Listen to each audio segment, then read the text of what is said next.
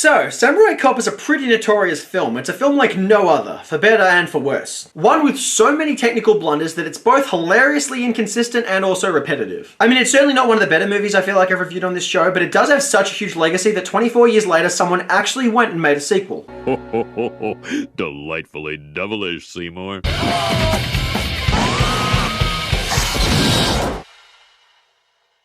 Yes everybody, welcome back to Delightfully Devilish, the show where we discuss films that all at once meet the criteria of being the good, the bad, and the ugly. I'm your host Jukebox Harry, and today we are going to be looking at a film which walks the tricky line of being a cult classic sequel, Samurai Cop 2, Deadly Vengeance. Many filmmakers have actually tried their hands at making sequels to phenomenally bad movies, such as Birdemic, Manos Hands of Fate, and Hobgoblins. I've never seen any of these films myself, but I understand that making a sequel to these is a very tricky line to walk. These movies earn a legacy because someone takes an earnest and legitimate approach to making these movies. They just end up being so misguided in doing that. So in making a sequel to a film like that, you have two pretty major options. One, you can make a sequel which tries to play it straight and improve upon everything that was missing from the first film, such as Maniac Cop 2, which was infinitely superior to its trashy predecessor. Or two, you can take the same earnest approach and hope that you end up making a film in a similar style, such as The Deadliest Prey, the 2013 sequel to the film Deadly Prey. I'm curious to see where they end up going with Samurai Cop 2, but keep in mind I wasn't the biggest fan of the first Samurai Cop. I appreciate where its legacy came from, and I definitely had a few laughs about it, but I did find its badness was a little bit overwhelming and repetitive. But before I go into analysis of Samurai Cop 2, I need to point out that this film has to be treated differently to all other movies when it comes to judging. This is not a film made with the intention of making extensive profit. This is a Kickstarter and Indiegogo funded independent movie. It's entirely meant to be fan service, a film that's both a nostalgic sequel and a fan film. And so that is the standard I will be holding it to. The first shot of the film is pretty hopeful. The camera is pretty high definition, the main two actors have returned, the filmmakers use that noise as a dramatic sound effect, and the colour scheme is appropriately off. Jennifer returns as well. Unfortunately though, she's being played by a different actress. Some random kid comes up to distract Joe before he shoots Jennifer. No! The image of Matthew Caritas, formerly known as Matt Hannon by the way, screaming, is one of the most spectacular images from the film. Every time he does it, it just reminds me so much of Jean-Claude Van Damme in Bloodsport. Then the intro credits roll, and the filmmakers have opted to use a different style of music to the original Samurai Cop. And on first impressions, I don't really mind it. By this point in the film, I don't know where it's going, but it doesn't seem like it's gonna try and recapture the style of 80s action movies, which is what the original went for. The tone that this song gives us suggests that the film is shooting for a more modern style of storytelling, so maybe it's gonna try and mimic action films in the modern day, which is exactly what the original Samurai Cop did when it came out in 1991. Holy fuck. Tommy Wiseau is a legend in bad film circles, but he's appeared in so few projects outside of The Room. And in the episode I did on Samurai Cop, I pointed out how The Room and Samurai Cop are very similar in a lot of ways, how they both make very distinct technical flaws and have their own lack of style being the backbone of the movie, as well as the fact that they both have protagonists who are very muscular men with long hair. But will this film be able to utilize his distinctive personality appropriately enough? Well, I guess we'll see, but at this point I'm hopeful. I recognize that name. I will not tell you how. I was very young. I don't recognize this name, but I did once go out with a girl named NICOLE BELLE, so close enough. Recognize that surname? You should. That's the less successful younger brother of Martin Sheen, and the less successful uncle of Emilio Estevez and Charlie Sheen. You may recognize him as the star of Werewolf, probably the worst werewolf movie ever made, and one of the most recent films to have ever been featured on Mystery Science Theater 3000. Oh fuck, this is both perfect casting and a very bad sign. Lauren Landon played the female lead in Maniac Cop and came back from Maniac Cop 2, but both times, well... You got it, mister. You asked the jackpot question. Now why don't you run along home to your wife and kids like a good little boy? Ooh, I already want to hit you. I will say, I'm happy to see a familiar face in this movie, and I'm glad they cast a co-star of actor Robert Z'Dar, the guy who played Yamashita in the first Samurai Cop. He was meant to come back for this film, but unfortunately he passed away shortly before they could shoot his scenes. Rest in peace. Even Mel Novak is in this film, one of the co-stars of Robert Z'Dar from his film Future War, another movie that I previously discussed on this show. They couldn't get Robert Z'Dar for this film, so instead they cast all his co-stars. Honestly, I am fully supportive of that. Wait, what? They actually got Tommy Wiseau as the executive producer of this film? They got his production company involved? I don't know how they did that. I don't know how that's going to impact the film, but fuck, I am curious. The intro credits to Samurai Cop 2 are intercut with scenes from the original film. Normally I'd quote a review of Jaws the Revenge by the New York Times which said nothing kills a sequel faster than reverence. But in this fan-made sequel intent on capitalizing on nostalgia for the first, I totally get it. But I will say they proceed to use this technique a lot throughout the rest of the film and it gets pretty tiring pretty fast, so don't hold your breath. I get the sex scene, but what's with the fish tank? We start the film with an abundance of overly expository dialogue. Up until tonight, you were pretty loyal to the katana, weren't you? Yes, I was. Weren't you? And if I don't get caught, yes, I was. I might have dodged a clan. Don't get caught. Katana might have dodged a clan war between the Katana and the Shinjuku. The dialogue in the original film was stupid, but it wasn't as excessive as this. Things were a lot more simple, and that's what worked, in a sense of the word. She injects this guy with some poisonous substance while talking about how her gang will rise again, whatever. The Katana gang is reformed with a bunch of skimpy women as their new dominating members, and Fujiyama has returned from the previous film. But the colour scheme in this entire scene more closely resembles Blade Runner 2049 than it does Samurai Cop. I respect that the film is trying something different, but I spent this entire scene thinking I was watching a science fiction movie, and it was a little much early on. We get a shot of Mark Fraser and a naked African-American woman. Okay, that part I love. This guy and his facial expressions, perfect. Lauren Landon makes her first appearance as a police officer. I have never seen anyone play a less convincing and more annoying police officer than Lauren Landon. I am edging for the moment that she starts pissing me off in this movie. And for some reason, she actually looks quite a bit like Tommy Wiseau when wearing these sunglasses. Whatever, a senator has been murdered and the Katana gang has been linked to it. We cut to the headquarters of a rival clan, and every time we get a new character in the film, it gives us title text to dictate who they are. And this is just annoying. If Suicide Squad couldn't do this without that being an obvious sign of the film's weaknesses with storytelling, then Samurai Cop 2 definitely cannot do it. The characters speak about being criminals and such, but it's all obligatory and doesn't impact anything. The main thing I noticed about this scene is the cinematography. It's incredibly amateur. The original Samurai Cop had bad cinematography, with a large number of shots depicting too much space above the heads of the actors, and other shots from behind the heads of the actors as they talk. It was bad, but it gave the film its own flavour. Would you like to fuck me? Bingo. Samurai Cop 2 seems to have been shot by someone who has never made a film before and is putting the camera in very basic positions purely out of obligation, not because they have any sense of mood for storytelling.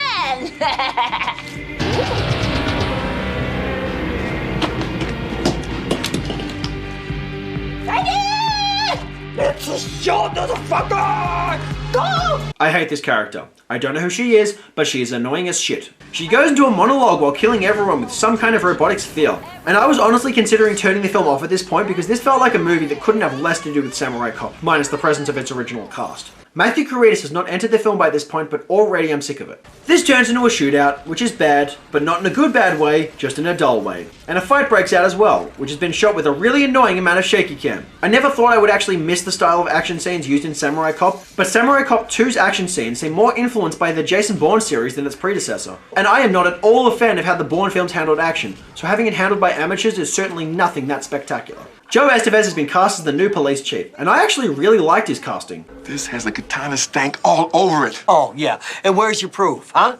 What makes you think you got enough evidence, dickhead? I felt like he captured the overt seriousness of Dale Cummings in the first film while also being very reminiscent of his brother Martin Sheen, so it was kind of a weird hybrid of the two, which just worked. Girl orgy. Frank gets a lead on some kind of Japanese artifacts, which lead him to Joe. Finally, about damn time. It leads to another action scene, which is also pretty amateur, but by this point I've had my expectations set, so I just chose to sit back and embrace what was going on. Last time you and I were up against this katana gang, you had no problem being judge, jury, and executioner. Getting too old for this. Okay, I've got to give credit to that line. I don't need to explain to you where that came from, but I will. It's an obvious reference to Lethal Weapon. Danny Glover's character in that film was the entire basis for Frank and Samurai Cop, so that makes perfect sense that he would say that line. Help me, I promise you. We will open the case and find out who killed your wife, and then you can rain down your deadly vengeance. He said it! He said it! And on the flight back, you won't believe who they encounter on the plane. Oh my God! Mr. Washington! Mr. Marshall! They actually got the overly flamboyant waiter from the first film and brought him back for a bit part in this movie. You gotta be kidding me. This put a smile on my face. How about you, Mr. Marshall? Kombucha, please. I'm gonna give him an extra point for saying that line. I fucking love kombucha. Kombucha? That's just a very expensive... He never finishes that sentence, but what the hell does he care if it's expensive? There's a customer paying for it. You're gonna make more money for your organization that way. Hey, mister. Do you want to buy some cookies? No, thank you, sweetheart. Ooh, is that who I think it is? I'm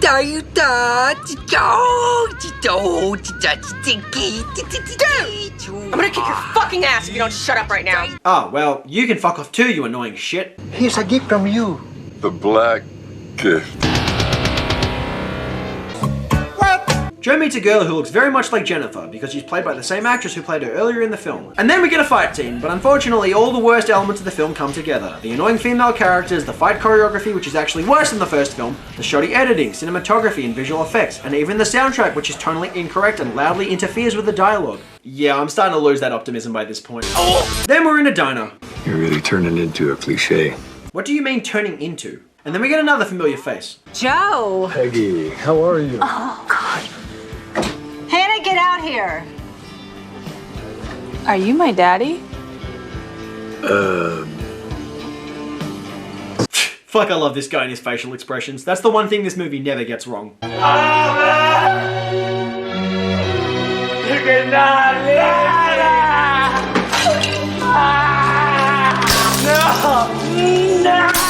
Oh shit, there he is. Samurai Cop 2 not only brought Tommy Wiseau on board for this film, but they had him throw a tantrum like he did at the end of The Room. And that's the entirety of the scene. There's nothing after that. It just happens like that. And that's perfectly fine. It's good to finally see you guys together again. I've been looking forward to this magnificent day. Oh, you look so surprised, Marshall. I mean, people recognize mediocrity. Okay, I actually really appreciated this scene because of how much it focused on the meta-narrative of the film. If more of the film took this approach, then it'd be a whole lot funnier without being pretentious about it. Joe is sitting at home flipping through all the channels on his television, and for some reason he's on one of the shows. I don't know, nothing about this scene makes any sense. Not even in a comically bad writing kind of way, just in a very surreal way. So, how's my cooking? Good. That's good. Oh, there's that lion. That's another nice throwback. For the crime of murder our Shinjuku, Sector Minister, Ranjan Asakazu. I don't know what the hell is going on or why Tommy Wiseau is saying any of this, but I don't care. Nothing about Tommy Wiseau makes sense. He is just that extra, and this film knew how to utilize that. Then we have a romantic montage, which really doesn't need to be there. I get that it's meant to be a parody of cheesy love stories, but Samurai Cop was never about the romance. If it wasn't about crime and action, it was just about sex. This film has some nudity, which is nice, but all the romantic bullshit is just such a drag. We get another fight scene, which is actually a bit better than the last one. It's appropriately bad, but also utilizes some people who have actually got some moves to show off. Would you care for some kale chips, fresh from the well-paid employees at our factories in Portland, Washington? What's funny about kale chips? Why does this film keep coming back to them? One kombucha, please. And some kale chips. A guy just offered you some and you turned them down. Doji Sakamoto, Junior Vice President of Tokyo Robotics Incorporated. Did your mother let you suck on batteries as a child? You're crazy. I have a secret, Mr. Joe. Is the secret that you're Yoko Ono and that you came to ruin this movie like you ruined the Beatles? Because that's not a secret at all. So far, it's very obvious how unbearable it is every time you're on screen. Something big is about to happen here.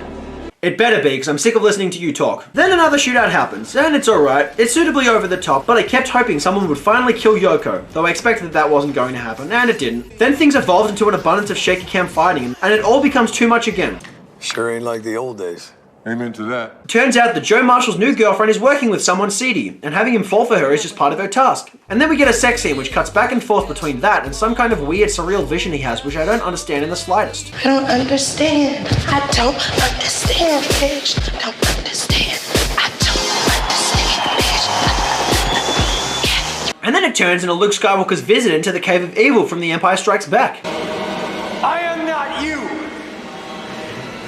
I will never be you.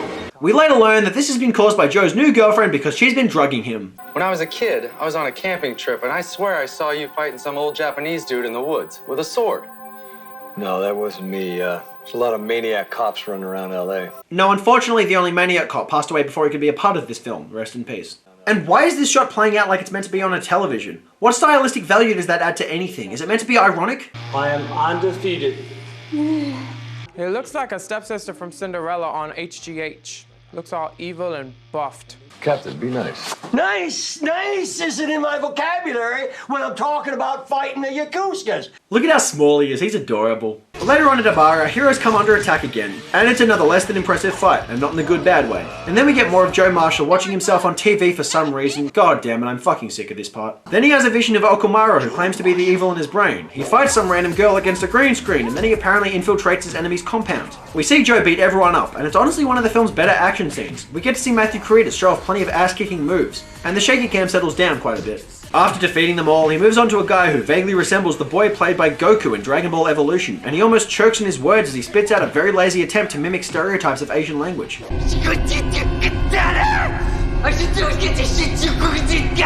my god, I hate you so much, I just want to smash your face. After initially struggling, Joe eventually overcomes his foe. Should've gone to Japanese school. Yes, you should have. Joe gets confronted by the FBI guy heading his case, who reveals himself as a villain, but some inexplicable character comes in and saves him.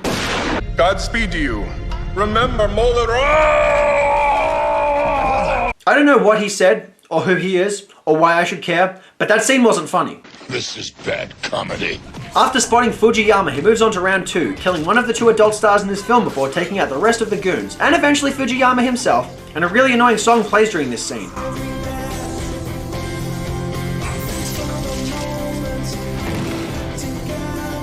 That isn't right. I have a few things to say about the soundtrack, but I'll get to them later. I have you all to myself. We start a sword fight, which actually turns out to be one of the better action scenes in the film. Yoko stops to ramble a few times. Only if you knew the pleasure of being inside of me. Inside of you? I don't even have any pleasure having you on my MacBook screen. Just fucking die already. Thank you, Joe.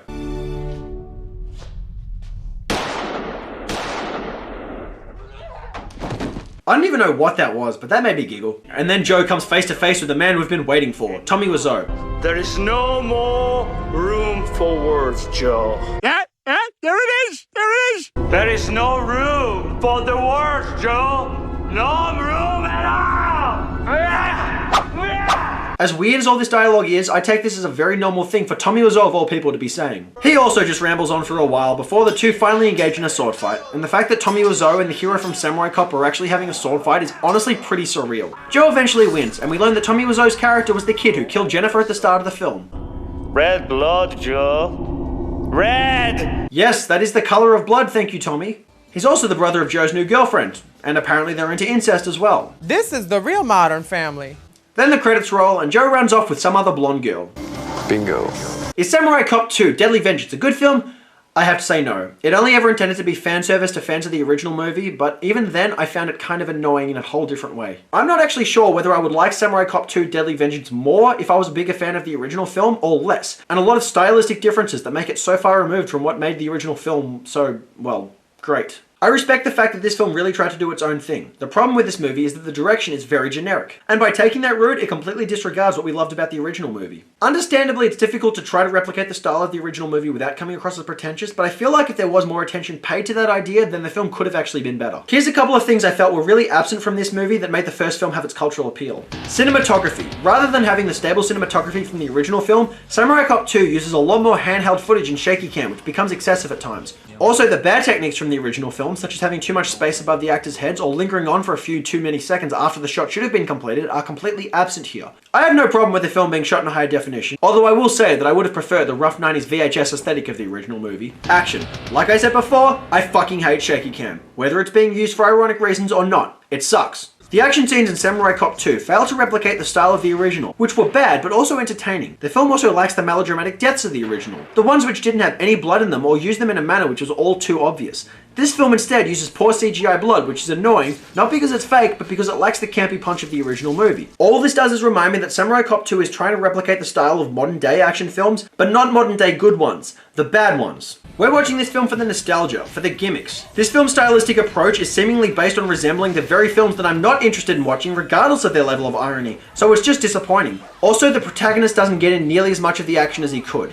Most of Matthew Kreides' screen time condemns him to a really boring love story, and however you try to validate it, it is not a good use of the actor's charms or abilities. I totally get that they try to make him less of a Don John this time because the rapey vibes that he put out in the 90s would not fly at all in 2015, but at the same time, what they substitute it for is terrible. Dialogue. The dialogue in Samurai Cop 2 is there purely out of obligation, but it lacks the hilarious spontaneity of the original. Samurai Cop's characters went between talking about things because the story's cliches demanded it and randomly talking about sex, and that was what gave it such absurdist charm. Whenever any of the characters that were not in the original movie or weren't played by Tommy Wiseau or Joe Estevez were talking, I was bored, or annoyed, or confused. But whatever I was feeling, I wanted them to shut up. Soundtrack. Samurai Cop had a soundtrack that sounded like it was lifted from some Sega Mega Drive game. It had a cheesy retro vibe to it. Samurai Cop 2 has a score which sometimes seems to mimic certain tracks from Twin Peaks, but most of the time is instead substituted for a huge number of songs from various artists, which never seem to have the right mood and just make the film feel like one long music video at times. The soundtrack to this film should have been entirely scored. The one thing that featured in Samurai Cop 2 Deadly Vengeance that was absent from the first film was its number of characters. It's very, very, very many characters. So many that they had to put the annoying text on the screen every single time there's a new one, even though none of them matter. And honestly, I find myself impressed that this film was able to integrate so many new female characters into the narrative and make them all so fucking annoying that Laureen Landon played the least annoying one of all of them. For all the annoying habits her character in Maniac Cop had, there is nothing wrong with her in Samurai Cop 2. Cashew? No, thanks. I love my nuts.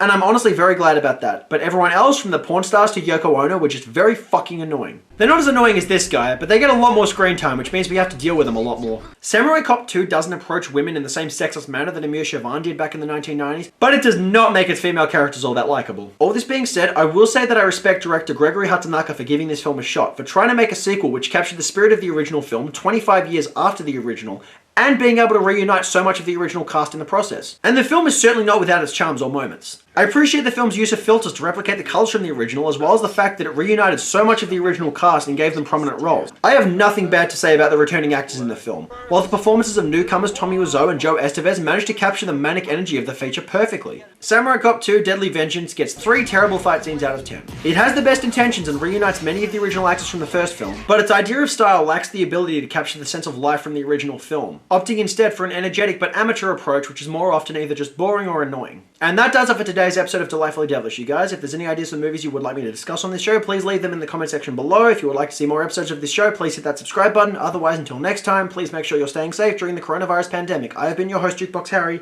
Peace.